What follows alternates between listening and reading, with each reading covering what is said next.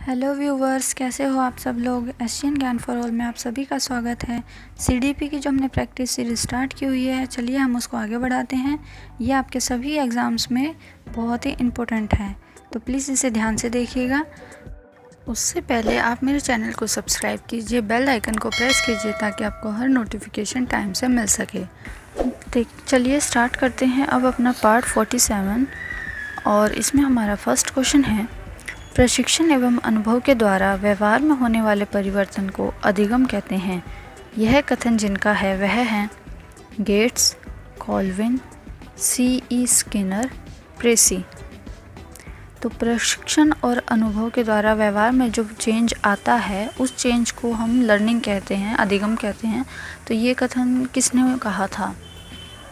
तो इसको कहने वाले थे हमारे option number first Gates. Gates ji ने ही हमें ये बताया था कि प्रशिक्षण यानी कि ट्रेनिंग और अनुभव के द्वारा हम अपने जो व्यवहार में चेंज लाते हैं उसी को सीखना कहा जाता है। तो अब बढ़ते हैं नेक्स्ट क्वेश्चन की तरफ, देखते हैं अपना नेक्स्ट क्वेश्चन। क्षमता के विकास का दूसरा नाम है। अब क्षमता के विकास का दूसरा नाम क्या होता है? ऑप्शन है हमारे अनुभव, कौशल विकास, परिपक्वता, शारीरिक विकास। तो इसका सही आंसर है हमारा ऑप्शन नंबर सेकंड, कौशल विकास। क्षमता के विकास का दूसरा नाम कौशल विकास भी होता है। तो देखते हैं अब अपना नेक्स्ट क्वेश्चन। मनोविज्ञान ने शिक्षा को बना दिया है। मनोविज्ञान ने शिक्षा को क्या बना दिया है, ये हमें बताना है। ऑप्शन हमारे पाठ्यचर्या केंद्रित, शिक्षक केंद्रित, बाल केंद्रित, विषय केंद्रित। मनोविज्ञान ने शिक्षा को बना दिया है ऑप्शन नंबर थर्ड, बाल केंद्रित। अब जो हमारी शिक्षा है वो बाल केंद्रित है, यानी बच्चों के देखकर ही, बच्चों को मद्देनज़र रखते हुए ही हम अपनी पाठ्यचर्या और करिकुलम का निर्माण करते हैं। तो देखते हैं नेक्स्ट क्वेश्चन। अधिगम प्रतिफल का तात्पर्य है, यानी कि लर्निंग का जो फीडबैक निकल के आता है उसका तात्पर्य किस चीज़ से होता है? ऑप्शन हमारे शिक्षक की शिक्षण विधियों में परिवर्तन, पाठ्यवस्तु का परिमार्जन, कोई परिवर्तन नहीं, बालक के व्यवहार में होने वाला परिवर्तन।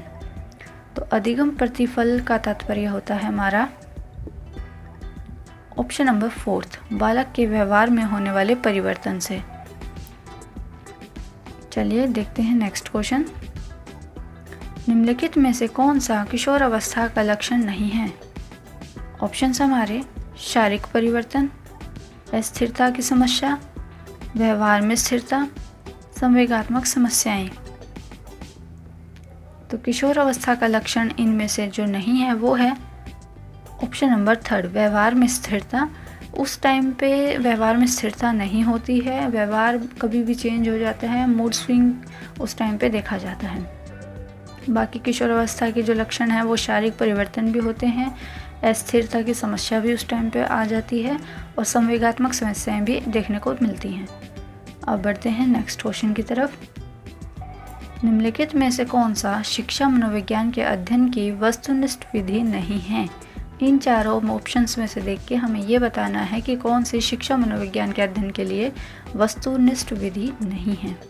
ऑप्शन है हमारे प्रयोगात्मक विधि, आत्मनिरीक्षण विधि, उपचारात्मक विधि, निरीक्षण विधि। तो इसका सही आंसर होगा हमारा ऑप्शन नंबर सेकंड, आत्मनिरीक्षण विधि। आत्मनिरीक्षण विधि जो है वो वस्तुनिष्ठ विधि नहीं है। बाकी अगर देखें तो प्रयोगात्मक विधि, उपचारात्मक विधि और निरीक्षण विधि ये शिक्षा मनोविज्ञान के अध्ययन के लिए वस्तुनिष्ठ विधियाँ होती हैं। तो बढ़ते हैं अब अपने नेक्स्ट क्वेश्चन की तरफ। नेक्स्ट क्वेश्चन हमारा, निम्नलिखित में से कौन सा अमूर्त स्थायी भाव है? इन चारों ऑप्शंस में से देख के हमें ये बताना है कि अमूर्त स्थायी भाव किस चीज़ में होता है। निवास स्थान, पशु, आदर, क्रोध।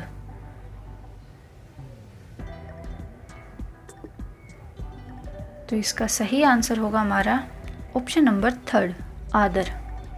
आदर जो है वो अमूर्त स्थायी भाव होता है। उसके बारे में हम पहले से जजमेंट करके नहीं रख सकते। वो सामने वाले पे डिपेंड करता है कि वो किसी दूसरे पर्सन के विचारों को या उस पर्सन को कितना महत्व देता है। तो बढ़ते हैं नेक्स्ट क्वेश्चन पे।